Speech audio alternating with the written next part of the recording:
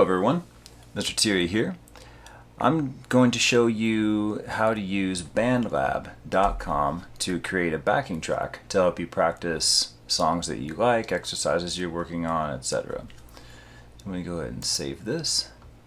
By the end of this lesson, you should be able to create your own backing track for a chord progression to be played on guitar or piano, so that you can play songs that you want to learn how to play. Definitely makes it a lot easier. So I'm using BandLab to play through Three Little Birds by Bob Marley. This was the chorus, and I created just a very simple bass line and drum loop, and I'm going to show you how to do the same. So what I'd like you to do is follow along through this video, so that way you can just pause as much as you would like to complete this assignment. Let me go ahead and exit this.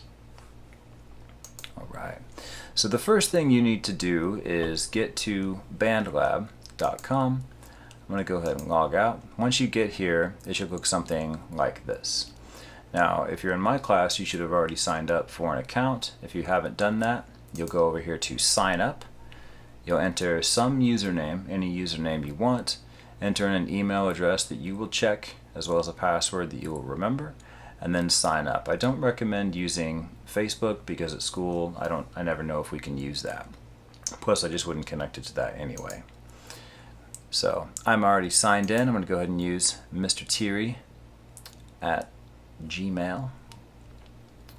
Alright, so now that I'm here, I'm going to go up here to the top right and I'll click Create. And it's going to send me to a page that looks like this. Now I'm going to start out with just a basic drum machine. So I'm going to click on Drum Machine. And that gives me something that looks like this. So let's go up here and push play. Let's check this out.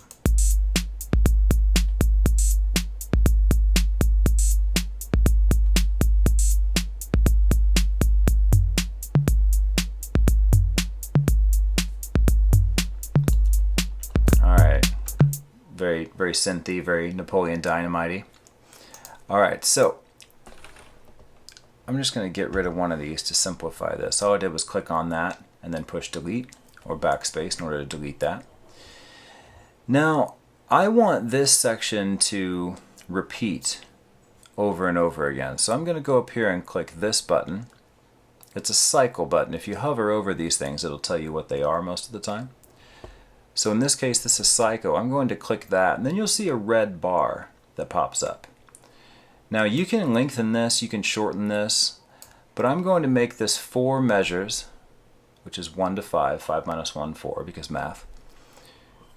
And we're going to hear this 4 measure phrase loop repeatedly. I'm going to close out this window here and push play.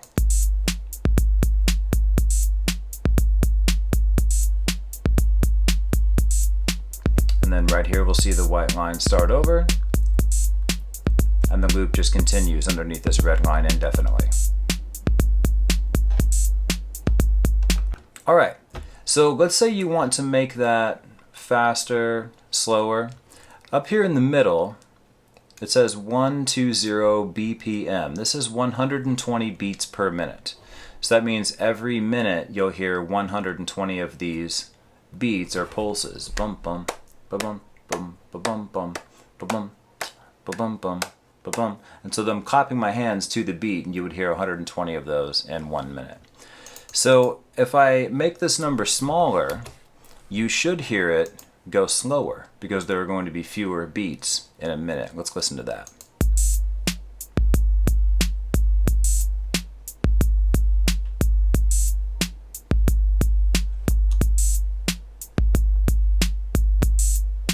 And that's quite a bit different. Okay, it's a different tempo. Tempo is what we call that. It's a different feel as well. When you slow that drum down, you can really hear that bass drum ring, and it has a much different feel to it. Listen again.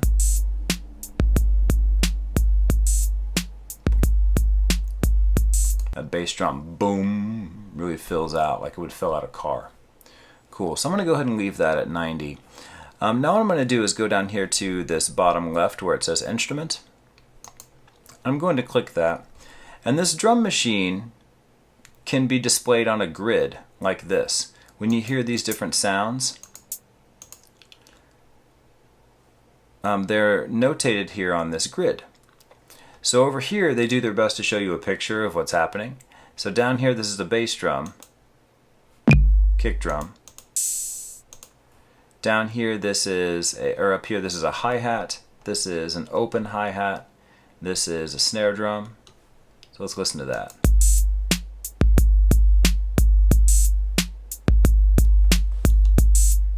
And you can see as this white line goes by, these different colors are lighting up. You can go through and you can manipulate this. You can add in all kinds of different things.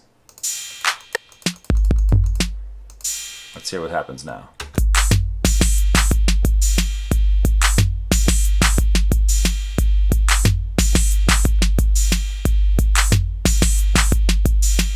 Yeah, so that doesn't sound great, I think you would agree. So it definitely makes sense to have a rhyme or reason to what we're doing. Let's try these preset patterns.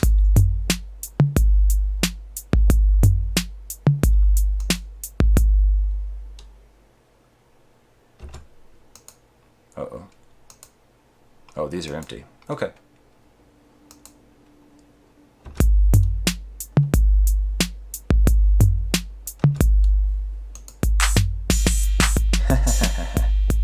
Cool.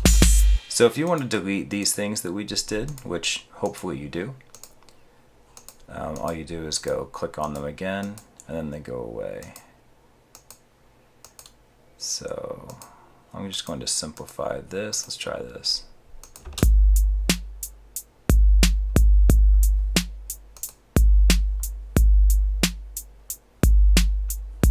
That's fine.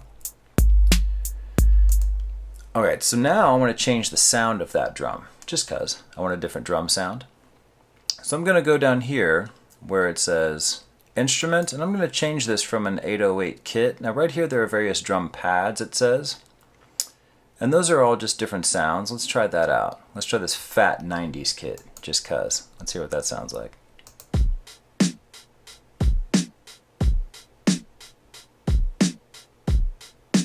Okay. It's not what I remember drum sets sounding like in the 90s, but... Alright, let's try the classic house kit. Let's see what we got.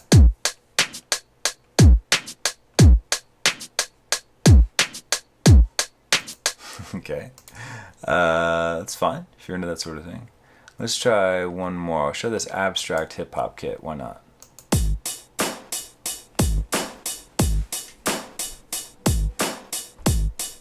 It's kind of cool. Makes me think of the old Teenage Mutant Ninja Turtles movie for some reason. Alright, I'm going to go up here to where it says drum kits. Let's just try, they try to sound more like real drum sets. Steve Jackson, a famous drummer. Let's try him out.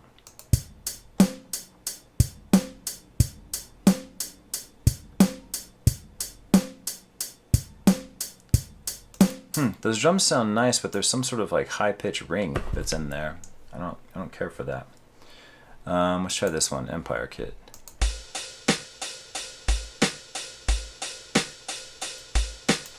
Yeah, that hi-hat's a little too loud for my liking. Let's try a couple more. Yeah, I don't care for that snare drum sound. Let's try the Jazz Kit.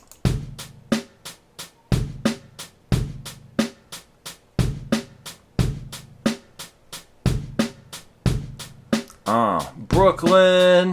Yeah. Yeah, that's more my speed. Okay, I'm going to stick with that. We're going to go with this Jazz Kit sound. We're going to go with this pared down drum beat here.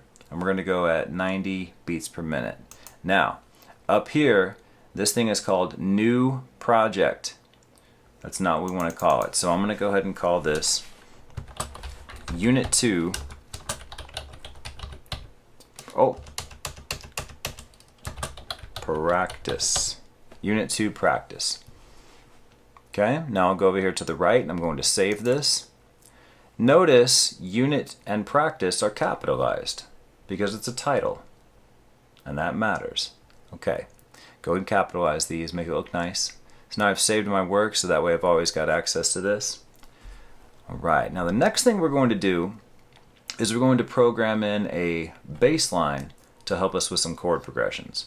So for example, let's say I wanted to play the chords E major and A major. Well, over here I've got my E major chord on guitar, and I've got my A major chord. So if I want to go back and forth between those two,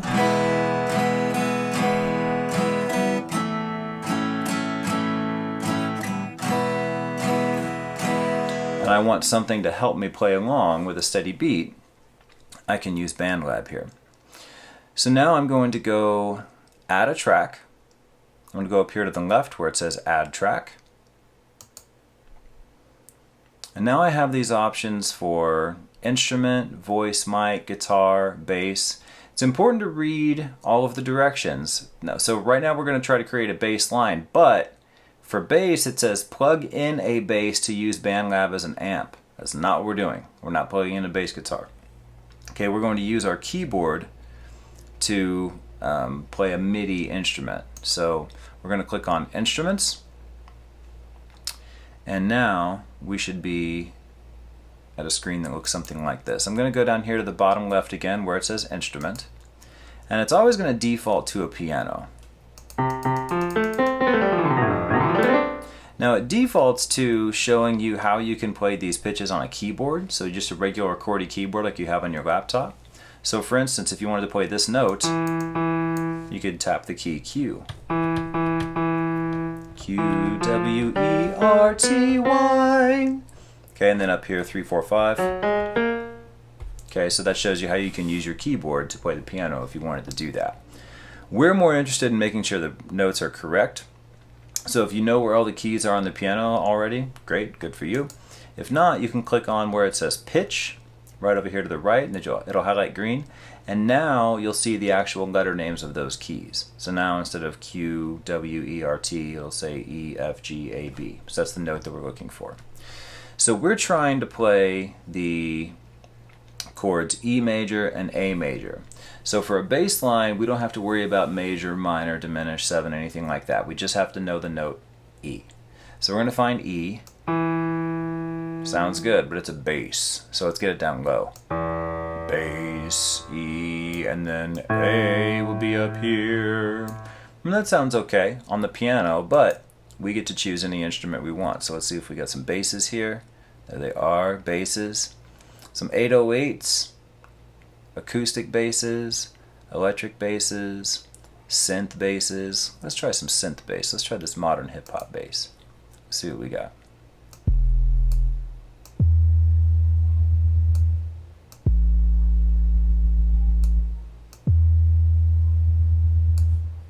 No, I'm an old school hip hop person myself. Okay, party bass. Let's try that out. No, not at the parties I go to. Let's try a few more of these before we go just to some regular old stuff. House bass, I got a bad feeling about that. Hada bass. Hada bass?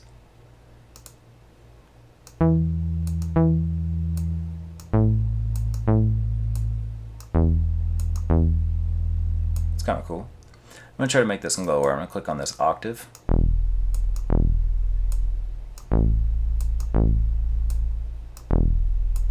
It's kind of cool. Stick with that. Alright, so this is going to start recording, and before it does that, I want to count in so that way I know when to come in. So I'm going to go over here and click on this button, this little arrow here, and it's going to show count in duration and 1 bar, and I'm in 4/4 time. That means I'm going to hear 4 clicks, and then I'll go ahead and start recording. Okay, I'm going to record using the record button, and again, you can hover over it and it'll tell you what these things are. So we have go to end, play, go to beginning, record. 1, 2, 3, 4. 2, 3, 4. 2, 3, 4. 2, 3, 4. 2, 3, 4. And now I'll go up here to stop recording. And now, this shows what I just did. I went through and I played these notes on the piano. Oh, need to put the pitch back. I played the E and then the A. So now what I can do is, first of all, I can close this. I'm done with this. I'm going to go up here to this blue rectangle that I just made. I'm going to double click on that, and it's going to show me this grid down here. I'll go up here to the right and click on this little zoom out button. Alright, so this is what we call MIDI data. This is literally sound in computer form. Okay, that's all it is. So what's cool about this is that you can move this up or down, and it changes the pitch, makes it go higher, makes it go lower. You can move it to the left or the right. You can do whatever you want. You can change the instrument. You can make all this sound like drums. You can do any of that. So this is what's pretty cool. When you hear a lot of records being made, they're not necessarily played perfectly the first time, but we can go through and we can change them later. Before I start moving this, I'm going to go up here and I'm going to make sure this little magnet right here is clicked. This is the snap to grid button. And this is very handy. I want you to check this out. So right here where it says 2, that's the very beginning of the second measure. But if I don't snap to grid, then I have to get super precise where I put this white line. Also, you might notice that I didn't exactly play this note perfectly. And if I want to move that over and just nudge it over, I have to get super precise right there. But watch what happens if I click the snap to grid button. Click snap to grid, and now it automatically adjusts to one of those white lines, which makes it line up perfectly with the drum beat that we have. Okay, so I'm going to get super precise here. I'm going to make this first bass line start here on beat 1 and end right here on beat 4. And I want to make sure that note is an E. Now I'm going to go to my next measure, measure 2. And I'm going to make sure that note is an A, and I'm going to drag this over here. You can make this long or short. I'm going to drag it to end right here where it says 2.4. Alright, now here's measure 3. I'm going to click on that bar, move it over to line up with 3. Go to the end of this, move it over to line up perfectly with 3.4. I'll drag that one over to 4, drag this one down to 4.4. Alright, now we'll zoom out. We should see nice, even lines of data. Alright, let's see what we get.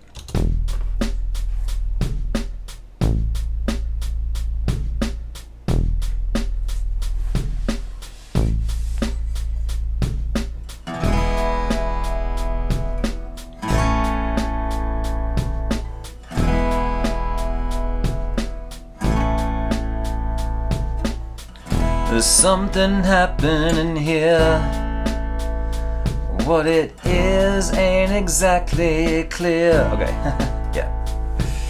So again, it's already a tune that we're playing.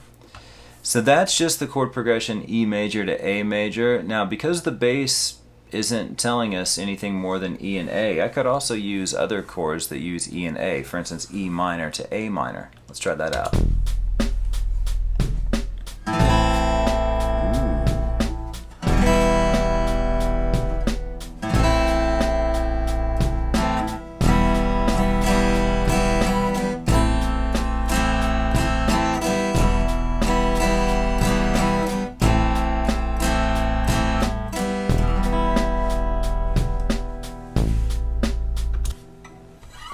Very cool.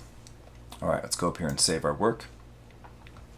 Now, that could be for E to A. Let's say that that's too much for you and you need more time to change chords. Watch this. I'm going to go over here and I'm going to take this note. I'm just going to delete that. I'm going to go over here and delete this one as well. Now, these are both the same note. They're both E's. I'm going to take this one and I'm going to drag it to this line. Now I know this line is the note A just because I know how to play piano. I know that this key right here is A. Okay, so to get really good at this, you need to know where the keys are on the piano. But but for you guitar players, that's something that can come in time. So now I've got a space right here starting at measure 2 and then a space in measure 4. Let's hear what this sounds like.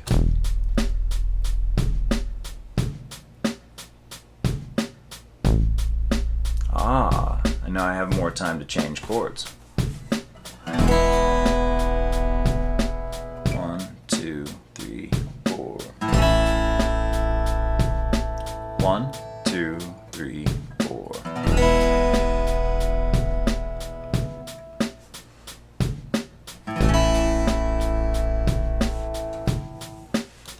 All right, so that could be how we play or how we practice E chords and A chords.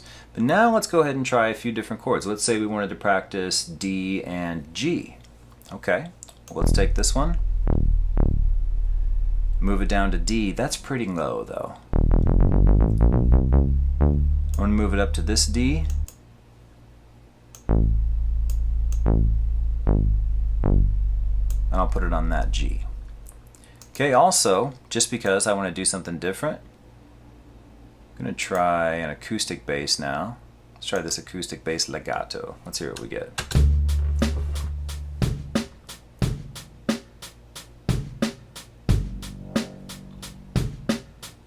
It's kind of cool. Big ol' upright bass. Start a D major chord to G major. I'm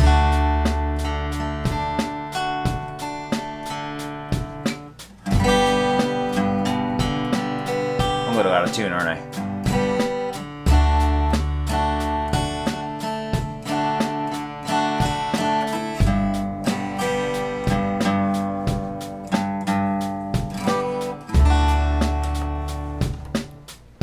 Yeah, so I'm a little out of tune. I don't have my tuner on here, so I would want to fix that, huh? Cool. So, folks, this is how I can create a BandLab track to help me with practicing chords, with practicing scales, with practicing tunes that we want to play, like you saw me with Bob Marley. So being able to manipulate BandLab like this is going to be key.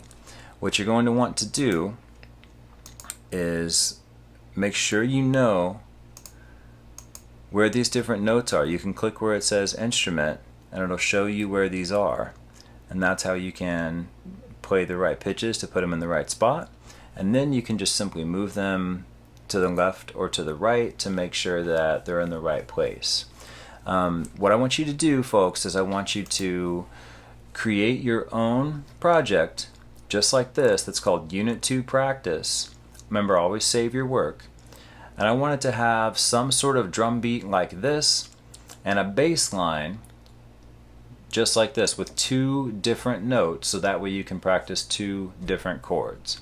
I want you to adjust the tempo somehow. 120 is probably going to be too fast, so I want to see that you've made that decision. Okay, go ahead and adjust this.